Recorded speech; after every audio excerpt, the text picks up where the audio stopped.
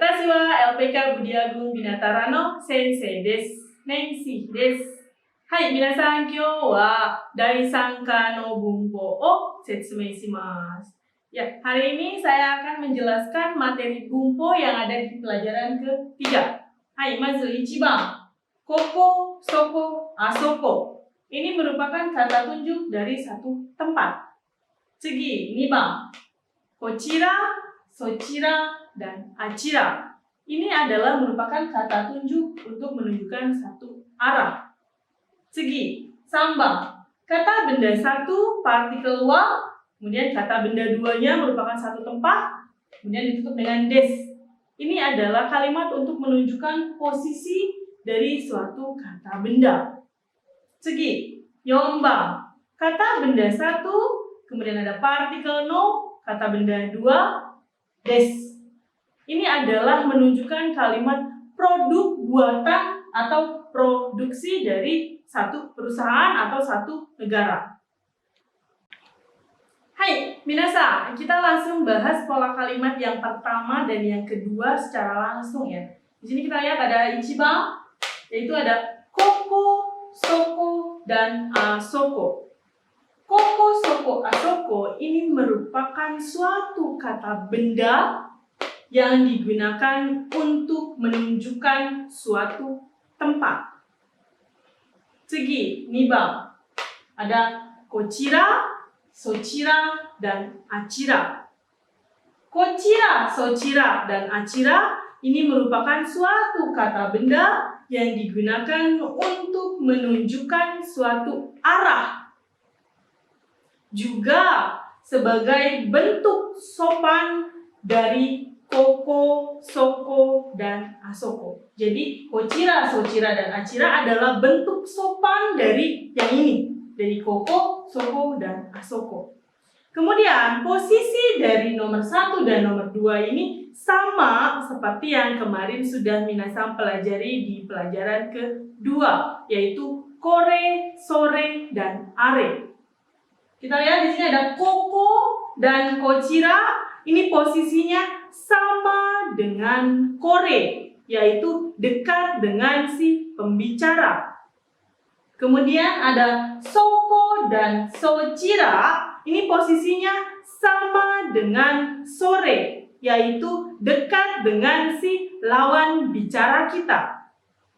Kemudian ada asoko dan achira. Ini posisinya sama dengan are, yaitu jauh dari kedua-duanya, baik si pembicara maupun si lawan bicaranya. Kemudian, koko, soko, asoko, atau kochira, sochira, dan achira, dia bisa digunakan sebagai subjek ataupun topik, juga bisa posisinya sebagai predikat dari suatu kalimat. Hai, minasan, kita langsung bahas yang ichiban. Yang pertama, di sini ada koko, soko, dan asoko. Koko, soko, dan asoko ini merupakan satu kata benda yang digunakan untuk menunjukkan suatu tempat. Nah, posisi koko, soko, dan asoko ini sama seperti yang kemarin sudah minasan pelajari, yaitu kore, sore, dan are. Di mana posisi koko ini sama dengan kore, yaitu dekat dengan si pembicara. Kemudian ada soko, ini sama dengan sore, yaitu dekat dengan lawan bicara. Sedangkan asoko, ini posisinya sama dengan are, yaitu jauh dari si pembicara maupun lawan bicaranya. Nah, kemudian koko, soko, dan asoko juga kata benda yang posisinya bisa sebagai subjek dari satu kalimat maupun predikat dari satu kalimat. Kita langsung lihat saja di sini ada rei ichiban. Di sini ruang kelas. Bahasa Jepangnya adalah koko wa kyoshitsu desu. Koko wa kyoshitsu desu. Nah, di sini koko sebagai kata tunjuk untuk satu tempat. Dia posisinya adalah sebagai subjek atau topik dari satu kalimat. Predikatnya adalah kyoshitsu. Kita lihat contoh niba. Rei niba. Kantin di sana. Bahasa Jepangnya adalah shokudo wa asoko desu. Shokudo wa asoko desu. Nah, kita lihat di sini asoko, kata tunjuknya dia posisinya sebagai predikat. Jadi koko, soko, dan asoko ini bisa sebagai subjek atau topik, juga bisa sebagai satu predikat. Tapi kedua-duanya adalah menunjukkan suatu tempat. Hai, minasan, segi sambang. Yang ketiga ada kata benda satu wa, kata benda dua des. Oke. Pola kalimat ini biasa digunakan untuk menjelaskan kochira, sochira, achira maupun koko, soko, dan asoko yang barusan tadi kita bahas. Oke, kita langsung lihat rei ichiban, contoh yang pertama.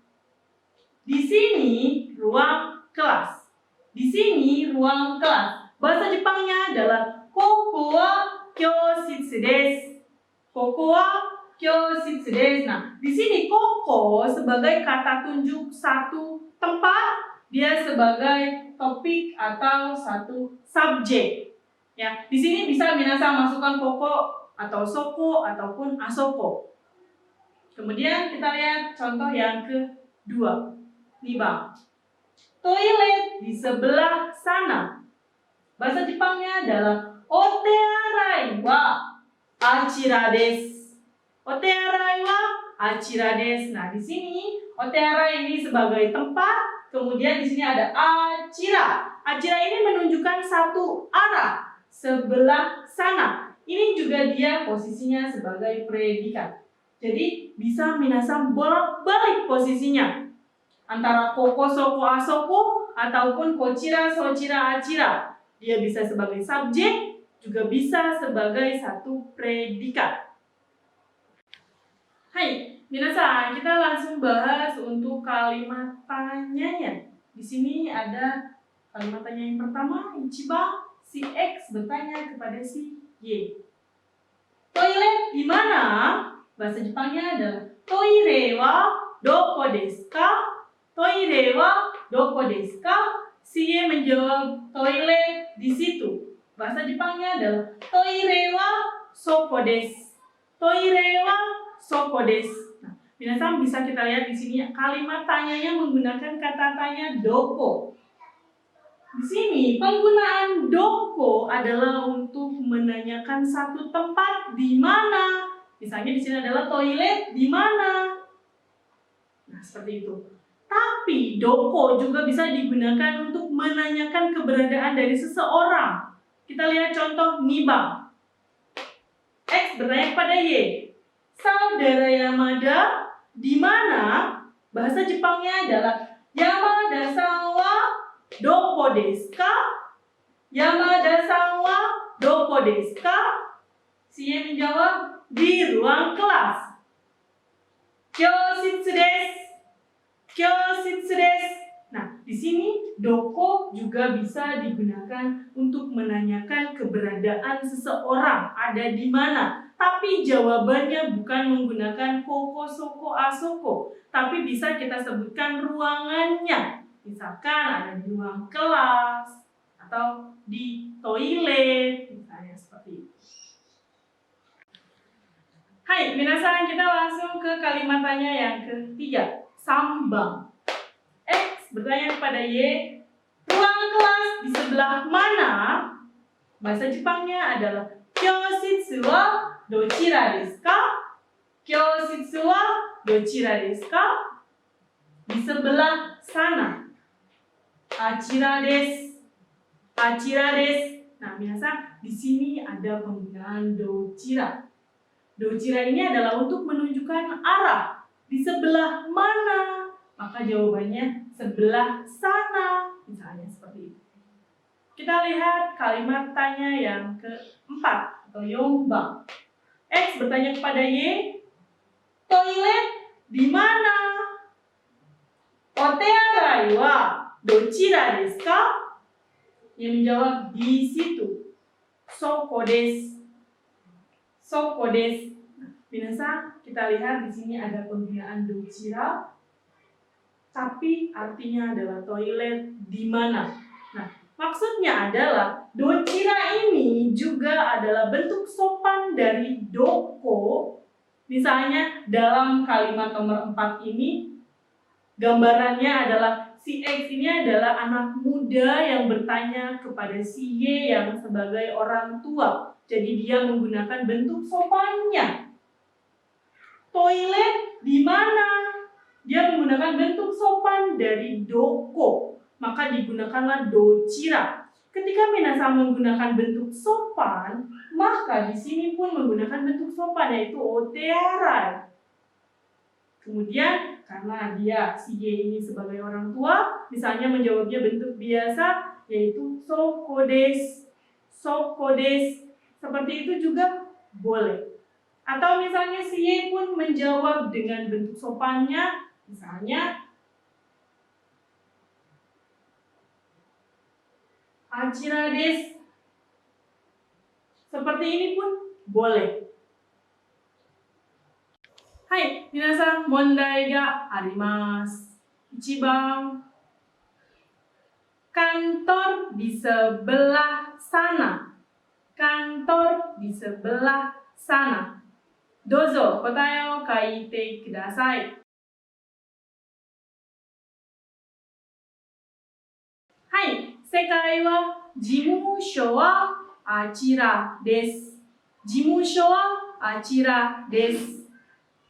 次, 2 番, yang kedua. Kantin di sini. Kantin di sini. Hai, minasan, dozo kotae o kaite kudasai.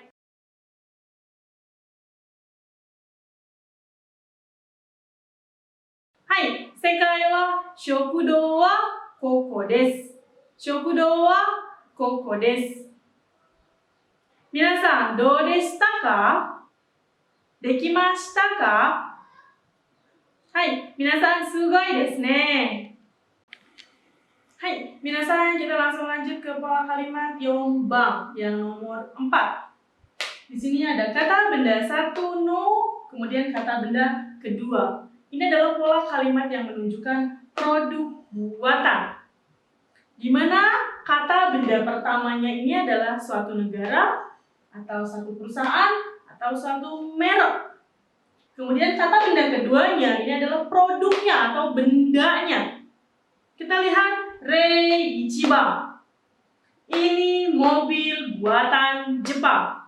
Bahasa Jepangnya adalah Kore wa Nihon no jidosha desu. Kore wa Nihon no jidosha desu. Nah, di sini Nihon posisinya adalah sebagai kata benda yang pertama. Dia adalah satu negara. Kemudian jidosha ini adalah sebagai kata benda kedua, bendanya. Jadi mobil partikel no-nya ini adalah buatan Jepang. Jadi, rei niba, contoh nomor 2. Itu mobil buatan Honda. Bahasa Jepangnya adalah sore wa Honda no jidosha desu. Sore wa Honda no jidosha desu. Nah, di sini Honda adalah sebagai kata benda pertama, posisinya adalah nama perusahaan. Kemudian jidosha ini adalah bendanya. Yang tadi masih sama, mobil. Mobil buatan perusahaan Honda. Jadi bisa kita masukkan nama perusahaan atau nama negara atau nama produk. Sebenarnya tidak harus selalu nama negara ya, nama daerah juga bisa, nama kotanya minasan masing-masing. Hai, minasan, yang berikutnya adalah untuk kalimat tanyanya. Di sini kalimat tanyanya adalah si X bertanya kepada si Y. Itu kamera buatan mana? Bahasa Jepangnya adalah sore wa doko no kamera desu ka? Sore wa doko no kamera desu ka? Jawabannya kamera buatan Canon. Canon no kamera desu. Canon no kamera desu. Nah, minasan untuk kalimat tanya itu adalah menggunakan dokono. Buatan mana? No-nya ini menunjukkan tadi ya, partikel no ini buatan, dokonya ini mana? Buatan mana? Misalnya di sini adalah kameranya buatan Canon. Canon ini adalah sebagai nama merek. Jadi ini adalah kata benda pertama sebagai mereknya. Ini adalah kata benda kedua sebagai bendanya. Hai, minasan mondai ga arimasu. 1番 itu jam buatan Italia. Itu jam buatan Italia. Hai, dozo kotae o kaite kudasai.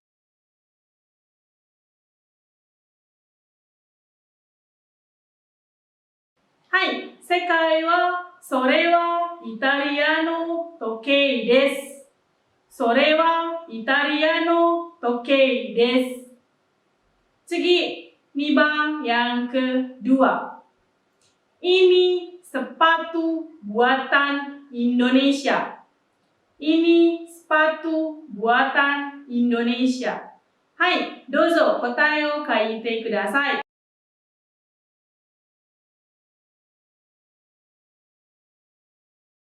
Hai, sekai wa これはインドネシアの靴です。